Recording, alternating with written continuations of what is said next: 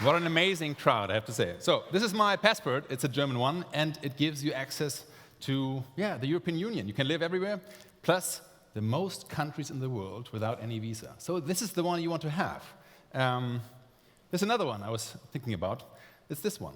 It's one of the most, it was at least, one of the most desired passports in the past, and partly because of this. I lived there for 7 years, and it's just an amazing city. San Francisco is just like Hamburg when you cut out the dark and wet part.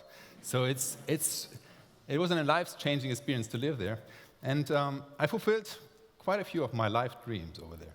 I met a beautiful wife in San Francisco. We had 4 children. We traveled around the world. We started some startups and made friends. I also took the time off 3 years to be with my kids and be a stay-at-home dad. A very different experience. And joined the board of a preschool, a nonprofit preschool, and see that side of the society.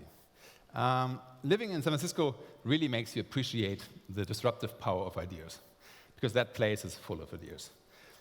However, you also realize there is an ugly underbelly. There's some concerns, some questions, where you as a European really not on board. And also what you see in San Francisco, you see from the distance that Europe has something potentially for the future of the world that San Francisco and the Bay Area and the Silicon Valley can't easily replicate. So I was thinking about this as well. The distance, there is no European passport, but there's the European citizenship. And I was wondering, would I give up my German citizenship for the US one? No, I wouldn't. Would I give it up for the European one if I was forced to? I don't know. It's basically something that happened to the people in the UK, right? They had to choose between the two options. And I wonder, for all of you, would you do it? Would you give up your passport that you have right now to basically keep a European one, the blue one? A quick raise of hands, who would? Yeah, some brave ones. Well, maybe a quarter or something. Well, this talk is about Europe, and why I think Europe has a much brighter future than most people think. Why potentially the European passport might be the one you really want to have. Well, let's go back to Silicon Valley. The second most question asked when I came back was, how can we replicate Silicon Valley here in Germany, or in Europe somewhere? And the first one was actually, why did you come back? Somehow it's a common idea that we have to replicate the Silicon Valley, that we have to have more venture capital, more willingness to fail, risk-taking, breaking things, less regulation. That's all good, right? And it might be good, and we might have to try these things. The problem, even if we could implement that in a heartbeat overnight with a magic wand, it's still a knockoff. It's still not the Silicon Valley. They have that already, and they are successful. If we do the same later, we are not catching the wave, we are just behind.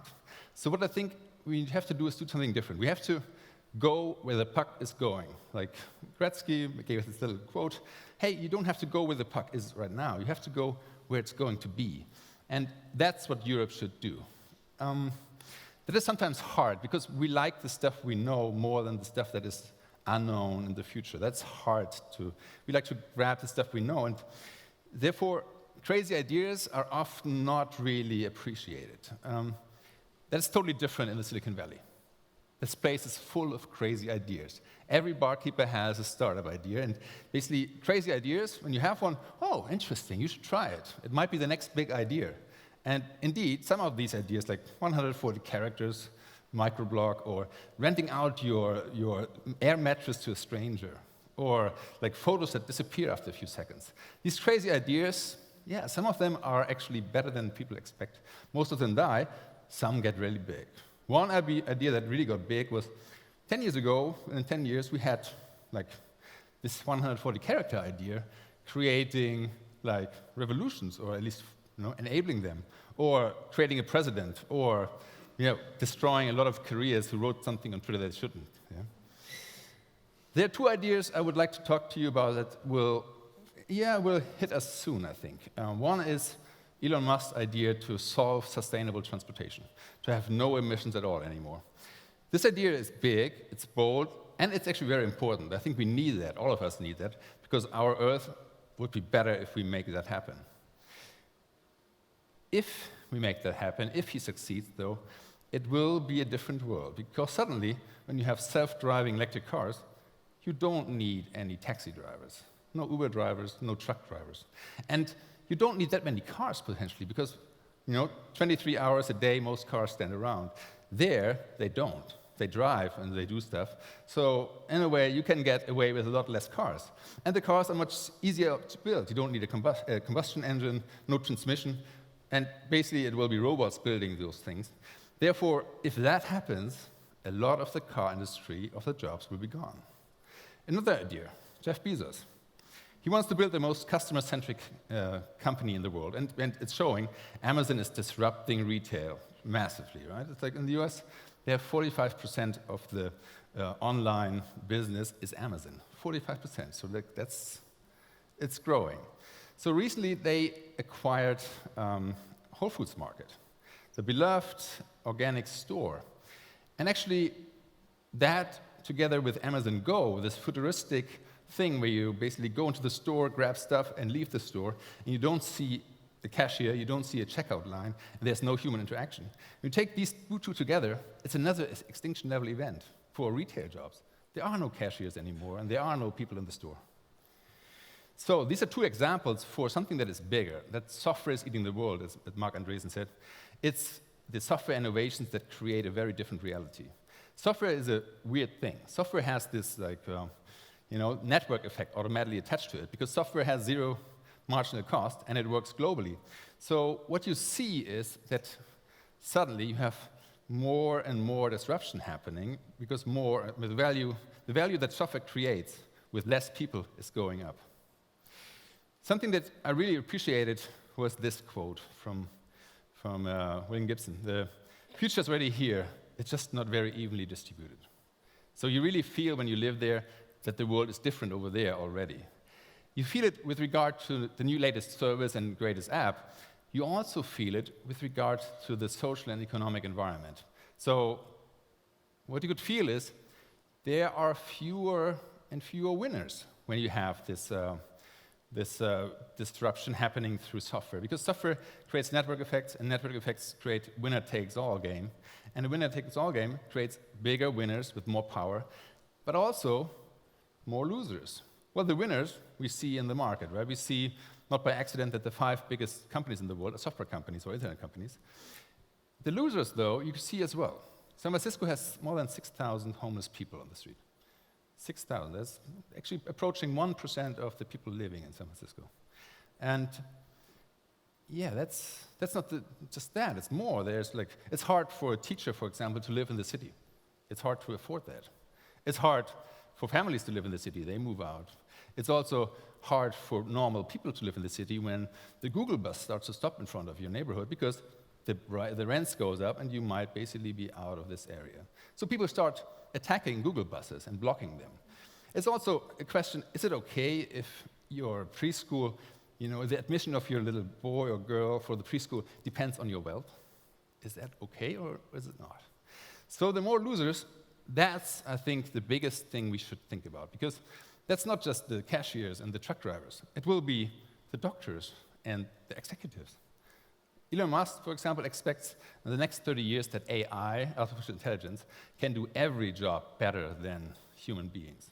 And it's not just basically, those people. It's us, it's everyone. It's basically you and me. It's like, even if you feel safe, that's potentially not the case. So what we need, and what is Europe's biggest chance, is to create a society that can handle massive inequality and massive network effects. That's our chance. So what we should do is we should really disrupt the globe by building a society that is just for the age of AI. Because that will hit us. There will be no doubt that software will do this to us, and we will have to address it. So how will that look like? One idea that is, I think, nearly mainstream now, it feels like it, because everywhere around the globe people try it out, is the guaranteed basic income. We have to separate the livelihood of a person from their paid work. Because, when work is suddenly done by computers and robots, that will have to change. Another thing that we should do, I think, is we should have smarter protections and not just like less regulations. We should indeed do the opposite of what we did. The ability for car manufacturers to get away with this diesel thing, because the regulations were kind of made to protect them and not us, that was a stupid mistake. It will kill the European car industries because they are not ready for a world where that is not okay anymore, where we need electric. We should have had the strongest protections, going first to zero emissions, because then we had potentially a winning player for the future. So we need protections that basically are more oriented in the future than in the past. Another thing that might be controversial, so far we saw a race to the bottom. It's like the globalized world, and you have to have the lowest labor cost and the lowest regulation. That is the old model. I think in the future we might see the opposite, a race to the top, where you not try to underbid the other ones, you go higher.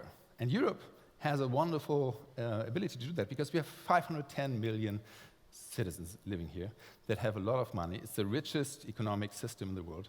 And we can use that as leverage. It's basically, we should make sure that we have the highest standards here. One example that is interesting is the General Data Protection Regulation. The idea that all the data that companies collect about us belongs to us. So I can say, I want to see it, I want to delete it, I want you to give it to someone else. That's a powerful idea. And that idea makes a lot of sense in a world where this data about us is used against us or is basically used to make a lot of money. A last idea that might be controversial is, I think we have to leverage access to our consumers. In a world where kind of, work and labor tax is an issue because that is not the main driver. Also, taxing machines is not the solution because it's software. Even taxing companies is hard because they move their profits around in the world. We might have to do something different. We might have to learn from China and say, well, we have this huge group of consumers here that are rich and want to spend money. If you want to play here and play this game, you have to basically provide value to the society. You have to potentially pay a lot of taxes when you want to access this market. China does that very successfully with, basically saying, if you want to sell in China, you have to have a joint venture locally that we participate and not just, be used as consumers. I'm not sure how this plays out, but it's obvious that we need a new model, that the current models reach their limits. When you have companies that have more than 50% of the whole market globally, how can you create laws that are not directly, targeting that company? There will be a lax Amazon because Amazon basically is all there is. And therefore, we have to think differently. We have to, I think, have bold social and economic innovations and really, make a better Europe, a stronger Europe, like make more Europe, not less. And how would we do that? I think what Europe has as a problem is like a branding problem. People seem to look down on it, actually, in the Silicon Valley very much so. But even here, people are frustrated with the European Union. And I think we have to change that with another brand or with a branding exercise. Who did that well, or kind of effectively, was Donald Trump in the US. He really nailed it by starting with just a claim, America first. It goes against everything that I think that Europe stands for, but it is working, right? With this claim, he was able to, argue against immigrants, against the Paris Climate Accord, against the labor regulation, and for coal, suddenly. I don't want to basically imitate that, but I think what is powerful is the idea that we need to have a brand that works on social media, that we have to have a vision that people can get behind. Not a vision that is close-minded and, just an acclamation of we are best, but something else, something to strive for, something that is a wake-up call for the harmonic dance of progress and humanity. What about Europe with heart and soul? A Europe that provides, that has the heart to provide a guaranteed basic income to everybody. Everybody who lives here gets that income. And the soul to advance society and create regulations that are future-proof, that are good for the whole world, and to create a sustainable and just economic model that would work in a world that is run by software. It also works as a hashtag. Yeah? That's a good thing there. It's short and precise if you find the right ones. And And I think it's a good way to start it potentially in Hamburg, this open-minded city, maybe even at TEDxHamburg with all these kind of like-minded people, to just try it out, see if it resonates, and take it from there. I believe Europe has a chance, a big chance to make a big difference. If we learn from Silicon Valley, we should learn that being bold and basically going somewhere where it's not yet already mainstream and something that everyone agrees with. We have to try things out. We have to experiment. We have to be bold. And I think Europe has the best chance to do that because we are a very diverse environment. We have even different languages. We are also a very socially aware environment where providing healthcare to people is not a surprise. We just do it. And therefore, I believe Europe has the chance to learn to be bold and make a huge difference. I believe in a Europe with heart and soul. How about you? Thank you.